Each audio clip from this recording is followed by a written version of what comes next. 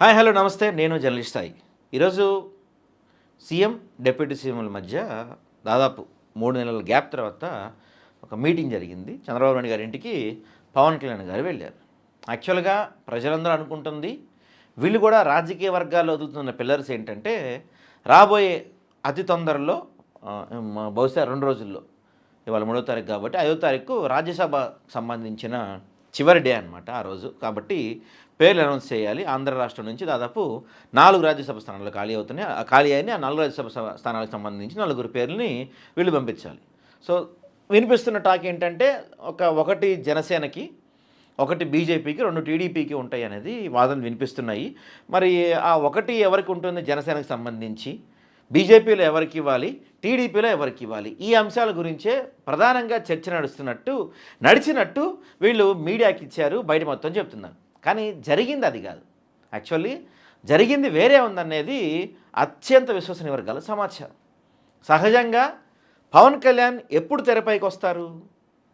చంద్రబాబు నాయుడికి ఏదైనా ఆపద వచ్చినప్పుడు పవన్ కళ్యాణ్ తెరపైకి వస్తారు. చంద్రబాబు నాయుడికి ఏదైనా ఇబ్బంది వచ్చినప్పుడు పవన్ కళ్యాణ్ తెరపైకి వస్తారు.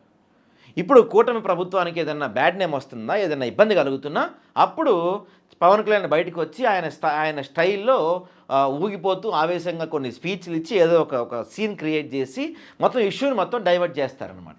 సో అలా డైవర్షన్ స్టార్ అనమాట మన పవన్ కళ్యాణ్. సో గతంలో కూడా మీకు గుర్తుండే ఉంటుంది, ఎప్పుడు 2014 ఆ టైంలో ఈ భూముల అప్పట్లో అమరావతి భూముల సమీకరణ ఆ టైంలో పెద్ద ఎత్తున ప్రజల నుంచి వ్యతిరేకత వచ్చింది. అప్పుడు పవన్ కళ్యాణ్ చప్పని హైదరాబాద్ నుంచి విమానం వేసుకొని అమరావతి వచ్చేసి, మీ భూములు అట్లా లాక్కోవడం కరెక్ట్ కాదు, నేను మీకోసం ఇది చేస్తాను కబుర్లు చెప్పాడు, వెళ్ళిపోయాడు, అయిపోయింది. ఆ తర్వాత కూడా అంతే, ఏదన్నా అంటే టీడీపీకి నష్టం జరుగుతుంది, వాళ్ళ ఇమేజ్ డ్యామేజ్ అవుతుంది, ఏదైనా ఇబ్బంది అవుతుంది, అలా అనుకున్న సందర్భాల్లో మాత్రమే సార్ వస్తారనమాట. మిగతా సందర్భాల్లో రారన్నమాట సార్. సో ఇప్పుడు ఎందుకంటే ఒకటి చెప్తా చూడండి. ఇప్పుడు ఏపీలో దాదాపు అంగన్వాడీ వర్కర్లు పెద్ద ఎత్తున ధర్నా చేస్తున్నారు. అక్కడ పవన్ కళ్యాణ్ మాట్లాడు. బడ్జెట్, సెంట్రల్ బడ్జెట్ కానీ స్టేట్ బడ్జెట్ కానీ 2 దారుణంగా ఉన్నాయి. సెంట్రల్ బడ్జెట్లో ఏపీకి ఇస్తామన్న అమరావతి చట్ట హోదా కానీ అది ఏది ఇవ్వలేదు. దాని గురించి పవన్ కళ్యాణ్ మాట్లాడు. మీరు చెప్పిన టీడీపీ గవర్నమెంట్ చెప్పిన 6 హామీలు ఏవైతే ఉన్నాయో, చంద్రన్న 6 గ్యారంటీలు ఏవైతే ఉన్నాయో అవి ఒక్కటి కూడా అమలు కాలేదని దాని గురించి పవన్ కళ్యాణ్ మాట్లాడు. వెలిమెట్లో బాంబ్ బ్లాస్ట్ జరిగి చనిపోతే మాట్లాడు. కాపు నేతలపై దాడులు జరిగితే మాట్లాడు. అంబటి రాంబాబు ఇళ్లపై దాడి జరిగి పెద్ద ఎత్తున రాష్ట్రంలో శాంతి భద్రతల సమస్యలు తలెత్తున్నా మాట్లాడు. మహిళలపై అరాచకాలు రోజు రోజుకి పెరిగిపోతున్నా పవన్ కళ్యాణ్ మాట్లాడు.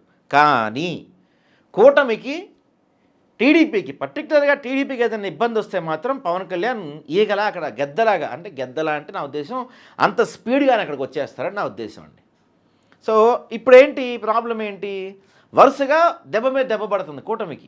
ఏంటి అవి? ప్రధానంగా తిరుమల లడ్డు వ్యవహారంలో కల్తీనే వ్యవహారం, ఏదో కల్తీ జరిగిపోయింది, ఏకంగా జంతువుల కొవ్వే కలిసిపోయిందని చెప్పి చంద్రబాబు నాయుడు గారు చెప్పడం, దానికి ఈయన వెంటనే ఒక మాలేసేసుకొని అమ్మవారి మెట్లు గడగటం, ఇక్కడికి వెళ్ళటం, కొంత సీన్ రక్తి బండించారు.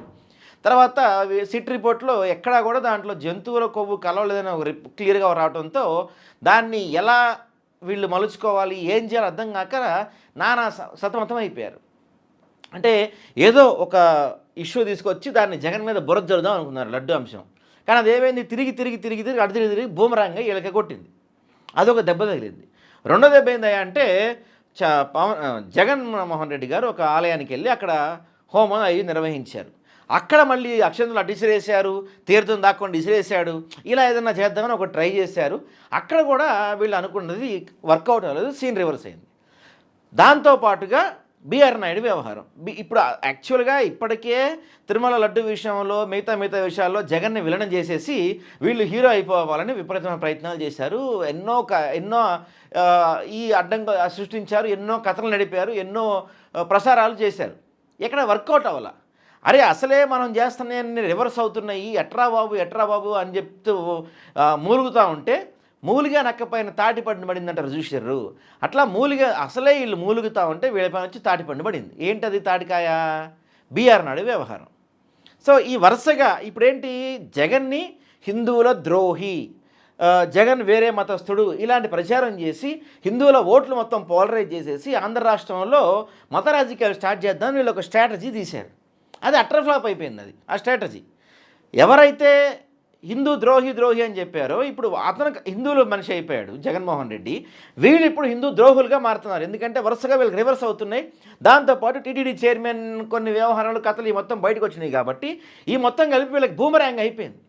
ఇప్పుడు ఏం చేయాలి? అర్జెంటుగా ఒక డైవర్షన్ కావాలి. ఆ డైవర్షన్ కావాలంటే ఏం చేయాలి? పవన్ కళ్యాణ్ తెరపైకి తీసుకురావాలి. తీసుకొచ్చి ఏదో ఒక హడావిడి చేయాలి. ఇప్పుడు రాష్ట్రంలో రాజ్యసభ అని చెప్తున్నారు, పైకి వీళ్ళు కలిసింది రాజ్యసభ దానికోసం అని చెప్తున్నారు. కానీ రాజ్యసభ దానికోసం కలిసి కూర్చోవలసి మాడుకోవాల్సిన అవసరం లేదు. ఎందుకంటే అది ఎప్పుడో ఫిక్స్ అయిపోయింది ఎవరికి వాళ్ళంతా కూడా. బీజేపీ క్యాండిడేట్ ఒకటే ఇంకా ఫైనల్ అవ్వదు, మిగతా అన్నీ కూడా ఆల్మోస్ట్ ఫైనల్ అయిపోయినట్టు తెలుస్తూ ఉంది మనకి. సో కాబట్టి ఇదంతా కూడా ఏంటంటే ఇప్పుడు అర్జెంటుగా ఒక డైవర్షన్ కావాలి.